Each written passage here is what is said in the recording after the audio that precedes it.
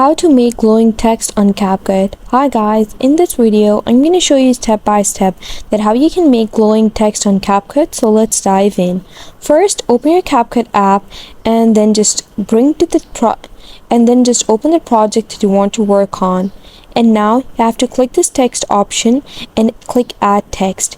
And then you have to just add the text over here. I'm going to add glowing and then click return and you're good to go. I'm just going to go back and then you have to just adjust the size by dragging this corner, and you can also position it by dragging it up and down. And once done, you can now choose any font that you like over here. You can go with Rubik, Arno, Elegant, or any one that you like. Just swipe down and you'll find many. And now I'm going to go with this Rubik one. You can also go with the elegant one, that's also looking nice. So now once you have chosen the font, click this tick, and once you click the tick over here, you can see I have this text over here.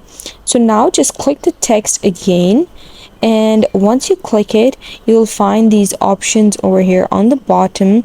And now you have to just go to this style option over here in this menu.